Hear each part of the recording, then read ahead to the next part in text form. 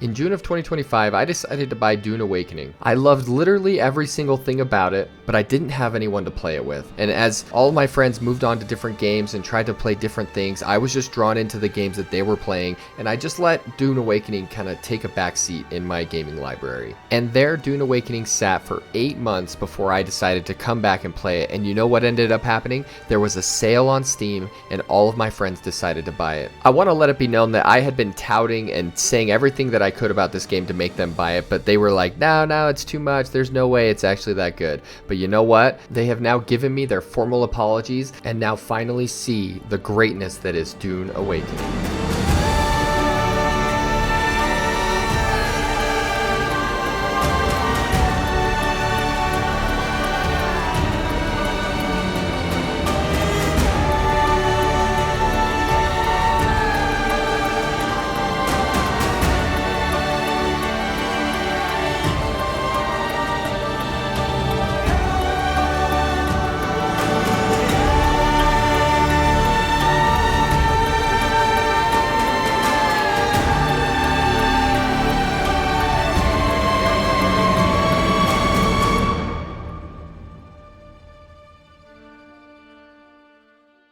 So as I've mentioned already, I love Dune Awakening. I think this game is freaking epic, and even though I'm not a Dune diehard fan, I gotta say, man, the way that this world has been implemented, from the open world to the exploration to the way the base building works and all of the different aspects of how you manage your resources and whatnot, from the survival aspects, this game is just very well thought out, very well done, and this is definitely one of those experiences where the game gets better and better as you continue to explore and progress throughout it. And so before we go on, let's get into the question, what is Dune Awakening? Dune Awakening is an MMO set on the planet of Arrakis where you gather resources, build bases, and fight over spice and territory with other players. And the last little bit of that description might have scared some of you. Some of you might be shaking in your boots. Oh, the word PvP. No, I don't want to do it. And for you guys who are feeling that way, I want to just let it be known. Dune Awakening, in the first, I want to say 50, maybe 40 hours, there's no PvP if you want to avoid it. I mean, the whole first area, Haga Basin, and all of the things that are inside of there is just set up in a way that you don't have to really worry about PvP at all. But I do know in the end game of Dune Awakening, there's a lot more PvP opportunities for players, but you don't ever have to do the PvP if you don't want to.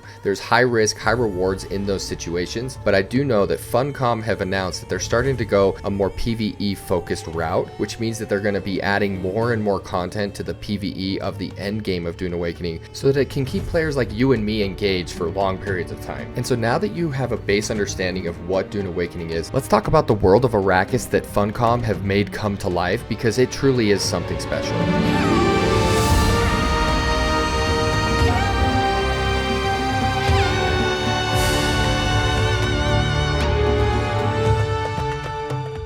And right off the bat here, I want to let you know that the world that they've built here is very dangerous. From formidable PvE enemies, a giant worm that will hunt you down if you stay on open sand for too long, to just the basic heat coming off the sun draining what water you have left in your body. And the dangers don't end there. There's quicksand and hazard zones that you need specific suits to navigate through. And so you soon realize that this world is dangerous and full of things that can kill you. And to me, that's what makes this game so addicting and so fun, because the world feels alive. And not only does this world feel alive, but there's lots and lots of things to do in said world. From a point of exploration, you can climb any surface all the way to the top of any mountain or spire that you see with the different powers and different tools that you're given. You can go inside caves, testing stations, outposts, and the exploration doesn't just happen on your feet. You're able to craft sand bikes, buggies, and ornithopters. And because this exploration is so fluid, you're able to kind of find yourself in places that you wouldn't normally be able to go to in other open world games. And like in my gaming review of Tainted Grail Fall of Avalon,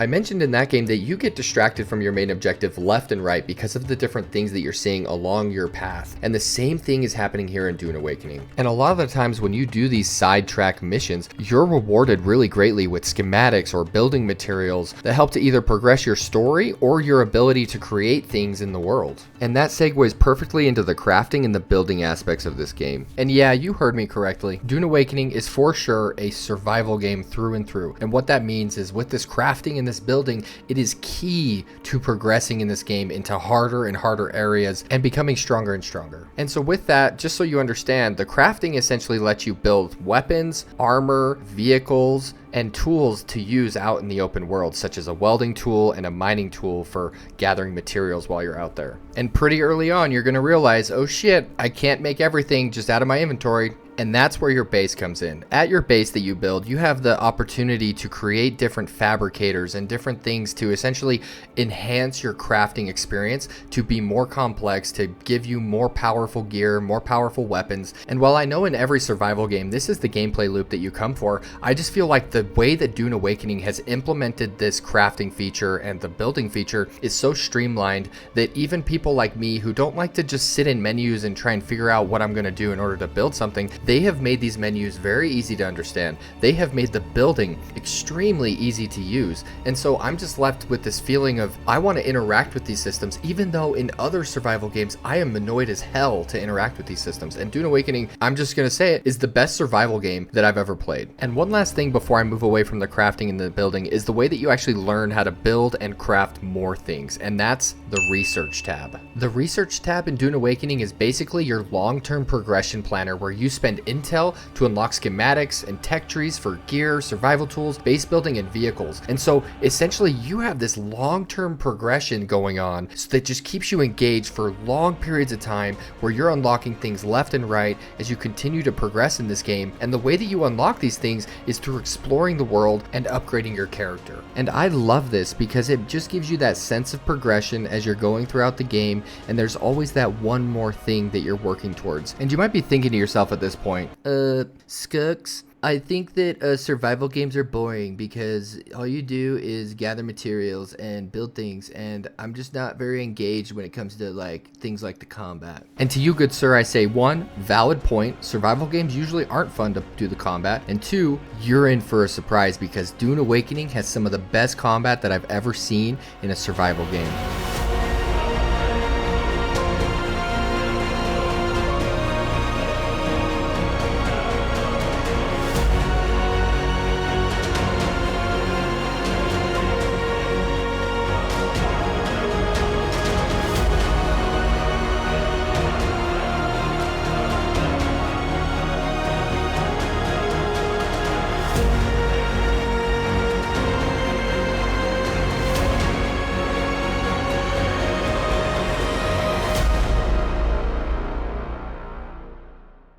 The combat of Dune Awakening is a sandbox of things that you can play with. There's melee weapons, there's ranged weapons, there's many different abilities that you can use, from a grapple hook all the way to a freaking flying knee kick into your enemy's face. And then you have gadgets like shields and suspender belts that honestly change the way that you can approach different situations because, one, the suspender belt helps you to get to high ground really quickly because it essentially turns off gravity for your character. And then your shields give you ultimate protection from ranged weapons while you're in a melee duel with someone else who has a sword and a shield. And the reason that I love this combat so much is because it's like surprisingly complex, even though it sounds really simple. For example, when you have your shield on and you're using a ranged weapon, your shield will automatically turn off. And this isn't because the game is broken or anything like that. That's literally Dune lore. You can't shoot outside of your shield, and so your shield just turns off just like it does in the books. And I think that that's such a unique and fun concept because it just makes you have to think when you're going to use your ranged weapons and how you're going to use them. And while in the very beginning of the game the combat experience isn't exactly the most complex thing because no one has shields, that quickly changes as you move into the second and third and fourth areas of the game, because then enemies start having shields and hitting way harder than they did in the first area. But then also on top of that, they get different enemy variants such as a sniper variant and a minigun version that possibly might have a shield on him too. And so as you progress in the game, the enemies get harder, but you also become more skillful in the combat scenarios that you've already gone through. You're going to learn how to use your blade and use the slow blade. You're going to learn how to use all of the different abilities that you might be given. For me, I chose the Swordmaster, and so I have that flying knee kick thing that I pretty much start every battle with.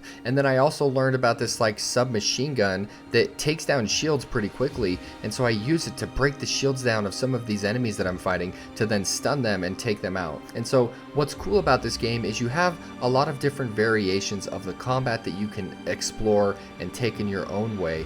And I mean, it just makes for a really fun combat experience that you really get nowhere else in other survival games. And so now we come to the point in the video where you ask yourself, is this game for me? And I'll tell you right off the bat, I freaking love this game. If my 9 minutes of glazing hasn't convinced you of the fact that I think this game is incredible, then I don't know what will. But when it comes down to whether or not you should buy this game, I think that if you're looking for a game to just pour in tons of time and tons of effort and wanting to get a good payoff, I think that this is the game that is perfect for you. And while I know there's people out there that won't give this game a try because it's a survival game, I just beg you, I implore you, if Dune Awakening goes on sale to a point where you can just afford it, buy this game. It is incredible. It's so well done. There's so much effort and time put into this by the developers, and they are continuing to update this game left and right with different free content and paid content,